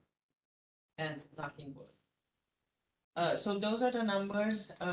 We don't have a slide for behavioral health. Dr. Alde can provide you with a quick overview. She's overseeing that team. And then I will present the new proposed external dashboard data set. Sure. So just in regards to our mental health program, so the jail overall, like as you see, like more than a third of the people in here have some type of unaddressed mental health need, whether it be acute, subacute, or an ongoing situation. There are a lot of people, as director and everybody else knows, are in jail due in part to an untreated mental illness activities that go on due to the fact that they're off their meds. So we have a team, we have a part-time psychiatrist, so she's here once a week. And then we have 2 full-time psychiatric nurse practitioners who are here to provide the medical care, prescribing, and managing suicide watch, high-risk situations, acute psychosis. Efforts we've taken to really enhance our care are one, from a medication perspective with the cooperation and great assistance of the custody leadership, are to give medications on the involuntary basis for those who are having psych emergencies, just like we would in a hospital setting. Like Dr. Garza, I'm an ER doc by background. So using our policies and following appropriate protocols, everything went through legal, is we can give someone a medication even if they don't agree, if they lack capacity to make a decision, if they're a danger to themselves or others, or they are at grave disability due to their untreated mental illness. So this is not for behavior. This is not just because they're noisy. It's because they really meet these criteria. So that is helping, one, treat the illness because the meds don't work if you don't take them. And two, it also is going to help with some of our other metrics in terms of send outs, hospital stays, things like that, because we're treating more of these folks in-house. And then down the road, I mean, I'm going to speak a little outside my purview, is I can't imagine it wouldn't help from a legal perspective. If someone has capacity, then they might have the legal term competency to better participate in the legal proceedings and then hopefully come to a decision and hopefully be released and be more eligible for pretrial services and be treated as an outpatient. Some areas that we are lacking, and a lot of it just funding, the salaries don't match what you'd find in the community or at a hospital system, are therapy services, counseling, substance use counseling. These positions are posted and we're really hoping to bolster these services. There is one housing pod. It's going to be the therapeutic housing pod to help patients with substance use disorder, behavioral health concerns, where we're really hoping to develop this curriculum with groups, therapy, to, again, better function, one, in the jail, so we can behave while we're in here, not have uses of force and such, and two, better function post-release, because that's what it's all about. I mean, if you can get back on your meds, learn how to be, you can get on with it, and that's really what we all want. Yeah, no recidivism. Yep, yep. So I know that we had talked with the previous director about developing a system where we could send out behavioral health teams out to the field so that they would never show up at jail. So they could be addressed instead of getting arrested, getting them better help in behavioral health. You know, and I put the previous director in touch with our behavioral health urgent care at DePaul. Yeah. A couple of other things, and I don't know if that went anywhere or. And not at this point. I mean, the mobile services we have are from the state forensic psychiatry team. Yeah. And those are folks who have court ordered Yeah, no, I'm. state mental health evaluations. arrest. Oh, But correct. police Yeah, get yeah. dispatched to, a disturbance, and it turns out, hey, it's Right. somebody with a behavioral health disorder that really needs to get back on their meds. Yeah, not to come here. Not to I come mean, here. yeah, yeah. Right? Mhm. And so I think we should explore that more, and Mhm. that's sort of out of your purview, but it impacts you. Well, I will say this, we did in July of last year, a few of us traveled to Nashville to look at their behavioral intervention center, Davidson County. All right, so that makes me smile because the person that's down in Nashville used to be here. They used to be employees at SSM. She's down Ah, there. okay. So anyway, Yeah. go ahead. So we definitely went down there, and in fact, we've had a video. Yeah, conference with the group. With the folks over in Davidson County. Mhm. It's just something we have to pick back up and start discussing amongst the many other stuff that came about. But we did start that conversation with Nashville. Good. And her name's Michelle Schaefer, in case you I run. think Okay, that, okay, yeah. okay. Yeah. Mhm. So that's really level zero in the sequential intercept model. That Yes. level zero is the Yes. version Yeah, Yeah. exactly. that needs to take place before. I know that a lot of law enforcement around have been trying to at least take a CIT officer with Mhm. them Correct. or have someone from that behavioral health, but that's more external. That's that level zero before they even get to us. Correct. And so, yeah, that would be some coordination between both sides for that. Yeah. Well, whatever we can do in the healthcare system. Yeah. Let's have a discussion. Mhm. And then secondly, one of the other programs that we do at SSM is the long-acting injectable. Yes. So Mhm. do we utilize long-acting injectables? here? We do. And in fact, we do partner with SSM Injectable Clinic as well as BJC. If somebody's already engaged in care, Yes, we call them up, hey, instead of sending the med to a place that they're not, send it over by us good. and we'll administer it. So, Okay, awesome. So for board members, long-acting injectable, it's Dr. Oldig said people, particularly people that are bipolar, or schizophrenic, they have to take medications every day to control the symptoms of their disease. And many times they get to feeling better Mhm. and those medications have significant side effects. So they don't like the side effects. They're feeling better. They're like, why am I even taking these medicines? They get off their medicines. Then it starts this downward spiral where then they start again relapsing into their symptoms. Police get called. And it's a vicious loop. Mhm. So the long-acting injectable is it's an injection. It's a gradual disbursement of the drug over a month's period of time, so they don't have to think about taking their drugs every day. Much less side effect profile. Really better off. The downside is they're expensive. But we've seen. Hence the community partners. Yeah, so we've Bring seen really good results out in the community with this, with people getting their lives back together, not being in jail, but Yeah. getting jobs, going back to school, Mhm. all of these things. So it's a really great program. Anyway, sorry, again, editorializing. No, but Go ahead. that's the truth. So, and one other extremely early development in terms of our mental health programming is we've had some preliminary talks with the Brown School of Social Work at Washington University about developing a partnership to have social work students come in to facilitate some of these groups.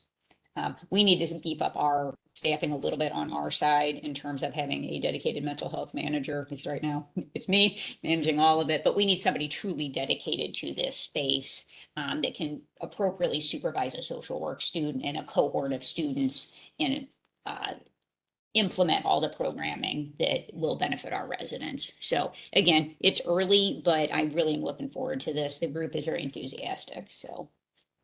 And I don't know if this helps. I don't know if this helps, but I will note, what we are, once we can hopefully get stable with respect to corrections case managers. One of the things that we have offered in the past, since I've been here, and we are going to continue to offer, our case managers to get certified in cognitive behavioral therapeutic, programming. Yeah. So there's a company out of Memphis, with respect to moral recognition therapy. They call it MRT for short. So, we want to be able to extend that as an educational opportunity for our case managers. But we've also extended opportunities for our case managers also with respect to the credentialing for substance abuse. We're trying to help on that side as well. So can I ask a question about, you mentioned the Brown School and the program, it sounds like you're getting in good engagement there. Absolutely. And so that's gonna proceed. And so just let me know if I can help in that regard. I'm no thank you. longer a member of the Brown School. We split up, Okay. or Brown and Public Health. So that was gonna be part of my question is, would you have, in addition, do you need only MSW students, or would Masters of Public Health students be useful for the health part of the jails? Well, MSWs would be first priority, and MPH would actually be helpful. We're utilizing a lot of interns right now to help me facilitate a lot of our medical programs on the backside, because we don't have case managers, caseworkers, anything like that. So Okay. that's where, Let me know if the MPH students might have more like what they are in our the administrative side, and that's what data they're bioscience. doing. They're running basically my infectious disease program. There you go. So, Chasing but- down all my patients but with we have a good relationship between the two schools. Wonderful. Just let me know. Yeah, thank you. So this is kind of for example, using our resources in St. Louis, knowing that the budget is very tight. Yeah. Knowing that we have talent, we need to use it. Also, talking about recruitment, we actually studied the process with our HR, looking at the end. Looking at creating really corrections medicine specific jobs and careers, and looking at the salary. Comparing that right now, it's a process that will take some time, but we have started it. So, the next slide. Oh. Would. I'll take it. I was gonna take it. Have I have one of those? Yeah, right. Now that I know water's available. Right. Yeah. It's dry in here. Ryan. Yes, yes. So the last slide we have, Can I is our- interrupt before we go to Sure. the slide? I thought I could bring it on, I think, but So, and I forgot the name of the person at the end.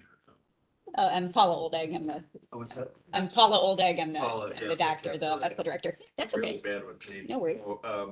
So in terms of I appreciate all this presentation, but the, the thing that I've been puzzling over, and I got this dashboard open right now, but when we were asking questions about this, I puzzle over this mental health issue. Uh-huh. I'm seeing simultaneously like a pretty big increase in medical visits. And then I'm also seeing sort of puzzling to me, and I think I might have brought it up in Mhm. previous meetings, like you see a drop in the number of provider visits for mental health disorders, but a big increase in Yes, substance use disorders. So I'm sure. in my own head, and I'm not a doctor, a fake one, but and No. I'm just trying to understand the whole mental health bucket Sure, sure. and being mental health versus substance abuse, and like what are the real issues? A lot of it's staffing. So for a while, we were down to one psych nurse practitioner for 1,300 people in the jail. That's why the numbers low, because there's only one human. He can only do so much. That's why. So that explains part of it. Substance use disorder, the reason those visits, you may have seen like a dip and then a jump, and why opioids are disproportionate, even though it is a big issue, is our MAT program. So our medication assisted treatment for opioid use disorder, those patients require a lot of utilization because it's a controlled substance. Yeah. So you have to see them, get them induced, see them another week later, how you doing on your meds? Either we get them the long-acting injectable, so that way we can get to everybody, or another month of medication. Regardless, those patients need to be seen once a month. So that's why they're high utilizers. So that's, they need more medical visits. I don't know. Well, that helps a lot, because I was trying to figure out if there's something societal going on with. No, it's just They're maybe, yeah. but it's- Yeah. it's- Other substances, there isn't a specific treatment as much, like for example, like cocaine intoxication, methamphetamine, there isn't a specific medication for that. So I say one and done, but which oversimplifies it, but it's more behavioral than it is pharmaceutical, than requiring a medical visit every month. Got it. Yeah. So that's why. So that's partial explanation for So why. we talked about access. Mhm. No, go ahead. So the answer, I guess, in January and April was we have more providers in the building, therefore access is easier. Yeah. And is opiate is that the most common drug? I would say opiates, meth, some benzos. Yeah, because the pressed pills that are going around these days, it's a mix of everything. So it's a lot of opiates. There's anesthetic products in there. And then it seems like they go through like grandma's medicine cabinet. There's crushed up like Plavix in there, quinine. I'm like, what are you doing? But so I tell these fools, the patients, like, stop it. You don't know what you're taking. Like, what are you thinking? Come on, you know. Worry about. Yeah, no, so there's that.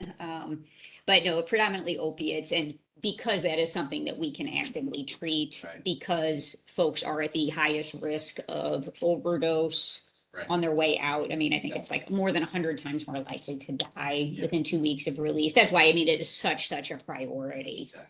Because if you've been off the opioid for any length of time, your body doesn't have that tolerance. You go straight back to your old resource for fentanyl. What you just used to get high or not get sick before could be lethal. So no, that's why it really is a priority for us. Thank you. Mhm. Sorry for the interruption. No problem. So Justice Services, looking at updating their website, gave us the opportunity to kind of combine Could you enlarge that, Paula? Thank you. several data sets. So this is our proposed external dashboard. So this is public facing. We are working on our internal dashboard right now. So these are the ones that we are proposing right now, and we will be reporting on 10 data sets. And the list is number of residents requiring transfer of care, percentage of residents requiring transfer of care, number of medical visits per month completed by a medical provider, meaning mid-level provider or nursing staff clinical, number of dental visits per month, number of psych visits per month, percentage of shifts covered by DPH, by agency and then vacant, number of patients initiated in a med program, which is the medical assisted treatment program, number of acute intoxications per month, percentage of population seen by medical provider, by a psych provider, and then percentage of population seen for substance use. And these are the ones that we are proposing. And this will eventually, the plan is for this to replace the dashboards that are currently. And our hope is that we will start on January 1st of next year. So we would like questions or any feedback you might have, or if you think that we should add other data sets to it. This looks pretty good, but I'm wondering about in the corrections side of the thing, we have staffing numbers in there, like numbers of open positions and numbers of filled positions, overtime hours, and just wondering about that. For corrections medicine? or- Just for the corrections medicine side, so, because I consider it all part of the same Yeah. bucket in terms of what we're dealing with here, but there's sort of two sides of the coin here. And we had a big issue in terms of correctional medicine staffing that is partially addressed in the past, but I think in part we had to sort of like hold back on that, and maybe that's editorial comment, but it would seem like the corrections medicine thing was acute and really important, but for Dr. Garza and I, especially, I think the corrections medicine side was something that's always been worrisome to me. So I'm just wondering about staffing and all that. So you recommend adding? I don't know. I mean, Because we're you do kind of so working much on this here, but- together, so. Yeah, but there's challenges in terms of hiring. I mean, maybe I'm wrong. Well, no, I can see how that's important because from the nursing, Yep. perspective, they're saying nursing, yeah, so. And I think we can fit, I mean, there's 10 here. I think generally on those Tableau files, I think it's pretty reasonable to try to fit 12. So if we want to put one or two metrics involved related to staffing, we can look into it. That would be great. You mentioned the nursing and Dr. Garza. Those others, I'm sure that the competition for nurses in fans. Yeah, I think from a nursing perspective, it may be an issue, just maybe to separate out what is contracted versus what is. Yeah. DPH. Yeah. Your daughter started nursing school in the fall. That gives me hope she'll have a job. All the jobs. You just need to make sure we can provide them with Don't get me started. Multiple. Can't get trained. So we get sick people. Well, they're. Anyway. Okay, no shortage of. anything else So from corrections medicine? that would be all. Thank you. Just real quick, I'm sorry. No. Apologize. Do In you the want me to pull past, that back? luckily, we don't, no, not necessarily, but, in the past, obviously, Dr. Garza and I were here during the pandemic and, the whole issue of infectious disease, and I'm not suggesting we can't afford it, but we spent an enormous amount of time, as you would expect, Sure. testing and vaccines, and, Mhm. we had, frankly, my opinion, a huge success story in the jail. We had a lower COVID rate in the jail than we did out in St. Louis, which was, I kept on talking about how great that was, but, and I'm just sort of wondering about the status of infectious diseases, and open-ended question. I mean, I know COVID's low in the radar screen, but, influenza, now we're getting hearing about other sort of disorders. Really be worried about it. Oh, yeah, measles. Yeah. Mhm. Right, oh, yeah. They're in their 30s, they'll probably be vaccinated. Second. As the average age of people is in their 30s, hopefully they've been vaccinated. I think the anti-vax thing has really been more of a recent phenomenon. So it'll be an increasing issue. So, I'm just interested in it's an open-ended question. If you have any comments on it, Sure. come back to it later. Yeah. Everyone gets screened for COVID on the way in, like that still has not gone away, so those folks can be cohorted as they once were. We offer everybody at their primary visit, especially seasonally, the COVID and flu vaccines. Uptake is low, just being blunt. I mean, it's anti-vax from like a traditional, like pre-pandemic, like holistic health type perspective. Plus, I think just general skepticism of vaccines. But some folks do. We readdress it in folks who are immunosuppressed, folks with other co-occurring medical disorders, other infections that would truly benefit. So we do make rounds that way. The worker pod is still required to have COVID, flu, hepatitis A, especially if they're in the kitchen. And we go rounds up there. In fact, we have a vaccine clinic this afternoon, so we'll run upstairs and get those vaccines. As far as our infection prevention, we have maintained not quite what was at the very beginning of the pandemic in terms of cohorting and isolation, but Yeah. maybe half a step down. Yeah. So we do have plans that way. As the population goes up, obviously it'll be a challenge, but that's our, Probably depends if it's flu season too. Yeah. how bad the flu season gets. Rules are, we'll watch that. Thank you, Cory. Okay, well, so I've already praised keto, Aaron, so I'm gonna praise Dr. Olding too. So Oh, thank you. done a remarkable job, and Craig Schmitz and anybody's as well, so. She's done, We have a strong team. yeah. And we serve together. It's building that culture. And I'm a little bit depressed that you didn't mention our big announcement the other day. So go ahead. Okay, all right. So, It's quite a build-up. oh, that's it. It is. So one way that we're going to be able to build a much better dashboard than what we have right now is instead of this antiquated electronic health record that we have called Allscripts, which I call it hot garbage. It's, we're getting Epic, so in conjunction with SSM. Yeah. So big press conference earlier this week. Dr. Garza spoke, Dr. Page spoke. So that's going to be a game changer for all of us. It's really going to streamline all of our documentation, orders, medication administration. So instead of 2 or 3 different paths, some that are still on sheets of paper, it's going to be all in one Great. format. That's So that's really, I'm The sure that was a dashboard lot data of work come to from get that that to new happen. it system. sure will. Yes. And there are ways to build dashboards out of Thank it. goodness. Okay, Okay. yes. And we will have Yes. accurate reporting. So Yeah. talking about consistency in workflows and talking about efficiency, we Yeah. will be in a lot better place. Yeah,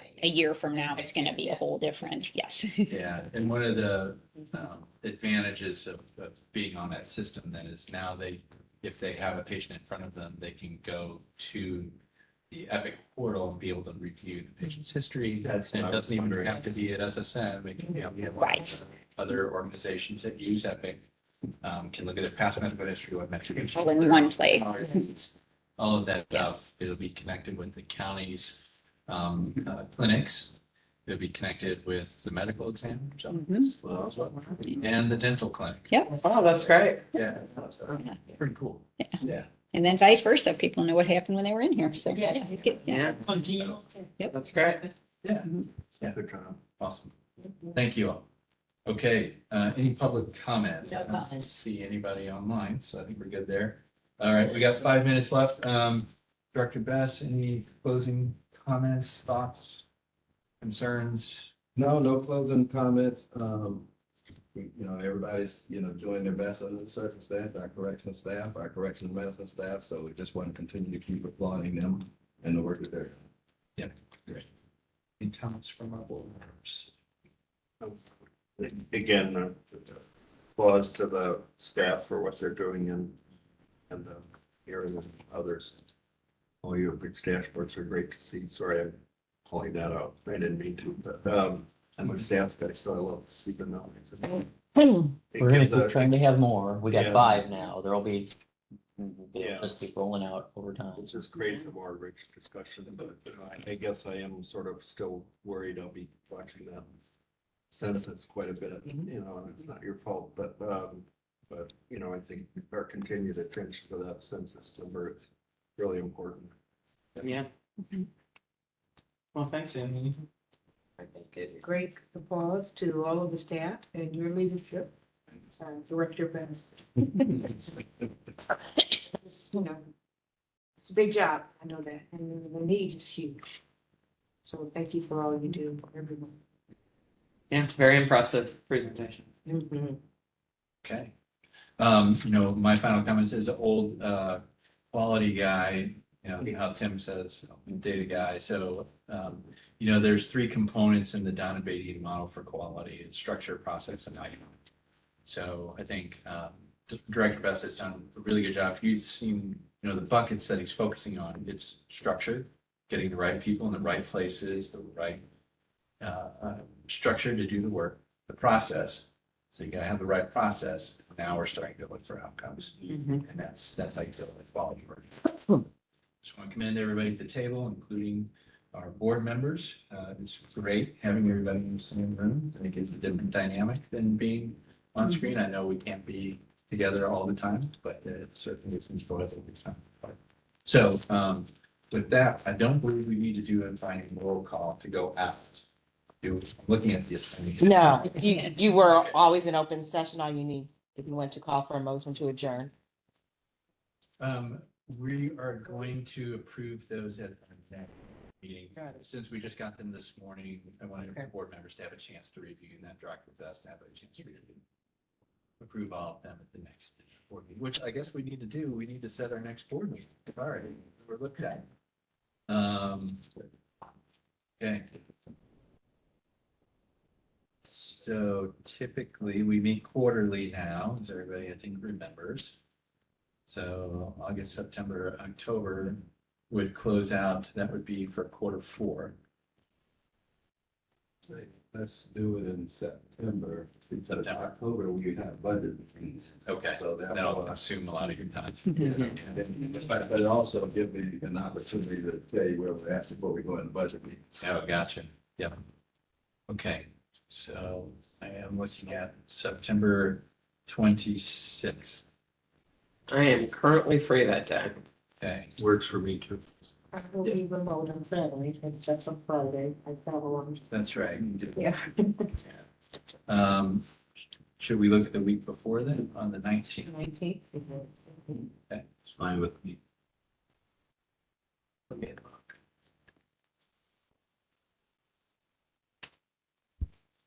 September 19th. Yes, ma'am. Yes, the only possibility is that could be Parents Weekend down at Loyola of New Orleans, and then I would be remote. Okay. That's where my kid is gonna be. Let's go ahead and pencil it in for September 19th, same time, 9 to 11. Just say that calendar hold. September 19th, 9 a.m. and it's Sorry. perfect. And we'll send out a calendar invite. Okay. All right, before everybody goes, if you don't mind, I'd like to take a quick picture of us since we're all. Yeah. in the same room.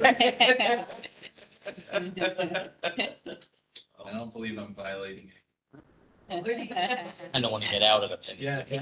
Shoot it, coming this way. Down here. Where you going, Jace? Oh. I thought you just wanted to boy. Can I run away? Both? Yes. Both. Portrait or landscape, I'm sorry. Okay, everybody ready? And then this way also? Up here this way. Yeah. All right. Great, thanks. Okay, okay. Look for LinkedIn. Okay. Okay, I think we're standing adjourned. Or you can call for a motion to adjourn. I would like to call. I move to adjourn. Okay. Yeah, so Dr. Garza, I was gonna tell you that